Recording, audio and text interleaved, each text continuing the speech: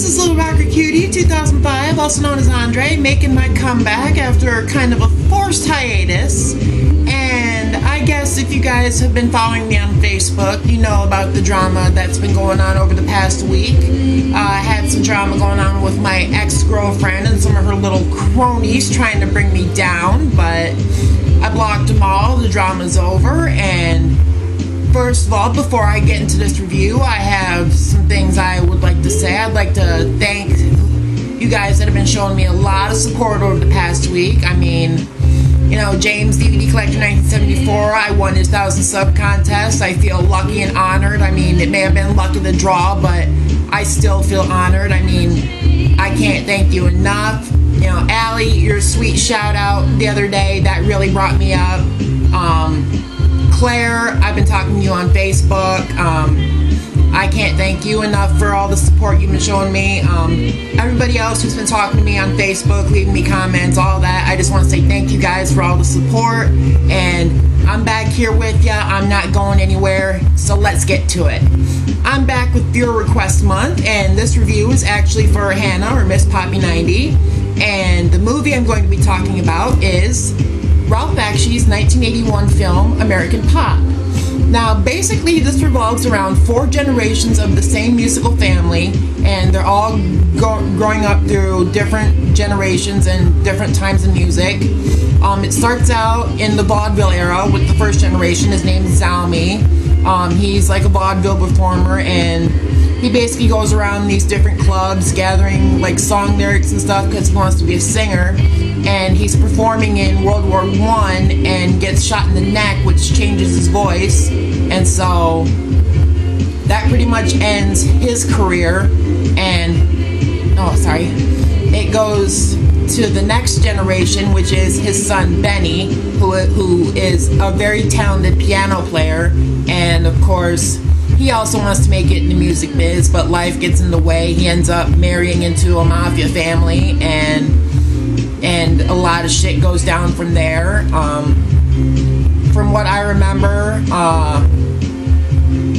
Benny's mother, who is Zalmi's wife, actually there's a package delivered, and it's actually a bomb, and that's how his mother dies. So basically you go to Benny growing up and going into World War II, and he's basically fighting in the war, and he comes across this rundown bar, and he starts playing the piano, but then a German soldier comes up behind him, so it's like he's playing the last song for this German soldier, and the soldier goes Danke, which I guess is German for thanks, and shoots him up. And then it goes into the longest section of the movie, which is Benny's son Tony, who does have a touch of success writing songs for this like 60s hippie type Jefferson Airplane style band, and they end up really taking off, but Tony ends up having to let it go because he ends up having a breakdown. The singer he was writing the songs for was basically his muse. She ends up dying of a drug overdose, and basically he goes through this breakdown. It's like a really powerful scene, and after that you cut to the last generation of the family, which is actually Tony's son Pete, who is featured here on the cover, and he's actually the one who becomes a star. He starts out, him and Tony basically go to New York, and they're selling drugs and everything to make money, but Pete's playing guitar on the streets, and Tony takes the money to buy drugs and stuff, and Tony eventually ends up leaving. So basically when Pete grows up, he starts selling drugs to make money, and he sells drugs to this big band, and the only way he'd sell them any more drugs is if they played one of his songs. And so he ends up playing a song, and it ends up getting him some attention, and he ends up becoming the big star. And that's basically how the movie ends, with Pete finally making it in the biz. And I guess what I gotta say about this movie is I really love it. I mean, the first time I saw it, I was like 12 years old, and I caught it on Cinemax late at night, and it's got a lot of really good music from the different times of the different eras, especially during Tony's segment when you go through the psychedelic era and all the, you know, stuff like the Mamas and the Papas, you know, there's a scene where he's playing California Dreamin' on a harmonica before he meets the band he starts writing for. And then during his breakdown, which is, like I said, that's a really powerful scene, they actually use Janis Joplin's song Summertime, and I think that song makes that scene even more powerful. Then, of course, with Pete's segment, you get a lot of the really awesome 70s rock and roll. One of the songs that is playing while he's going through his drug selling days is actually Pat Benatar's Hell is for Children, which, of course, this movie came out in '81, so Pat Benatar was just starting to become pretty big around the time, and I think Hell is for Children was one of her first big hits, so they decided to use that. And the song Pete plays to actually make it big is Bob Seger's Night Moves, and it's actually a different version than the recorded version that most people would hear on the radio, because it starts out with this really cool, like, piano style intro, and it goes throughout most of the song. I mean, it's the same song, but it's just got this really cool piano riff to it added to the rest of the song. And like I said, Pete ends up making it big, and I don't really know what else I can say about this movie. It's really powerful. I mean, the music is great. I mean, it's got great animation. I would say, though, if you are a younger person, I would avoid this movie for the time being, because it is rated R, and it is rated R for a lot of good reasons, you know, drug use and all that. Like I kind of explained, you know, the singer dying of drug overdose, you know, Pete and Tony and his drug use, Pete being the one selling the drugs,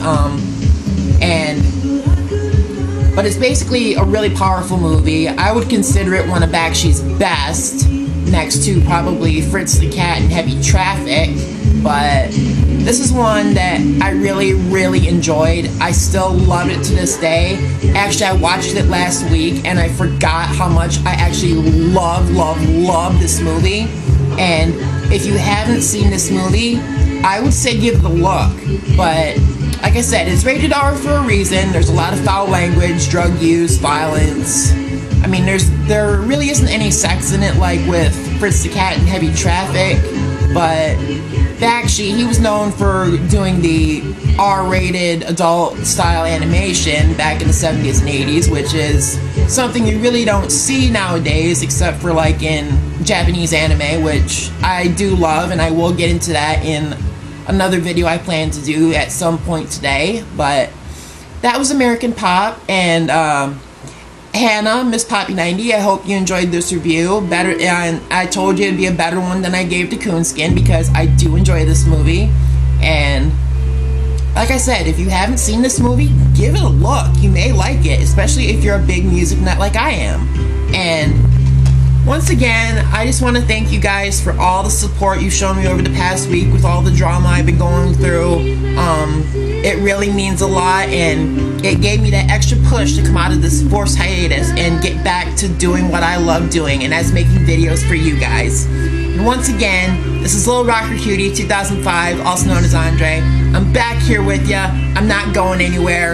I'm telling you to enjoy life, enjoy some Skittles, enjoy some Starburst, and in the immortal words of my faithful partner Chris, eat some chicken. Oh, and one more thing. Our contest is still going on, but it ends Saturday, June 1st, midnight Pacific time, 3 a.m. here on the East Coast. So people in California who subscribe to my channel, like Cried Popcorn for instance, I did leave you a comment. I do hope you get in on our contest before it ends. But as I said, Little Rocker Cutie 2005, also known as Andre. Like I said, I'm back with ya. I'm not going anywhere. I thank everybody for the wonderful support you've shown me, and I'll see you guys later.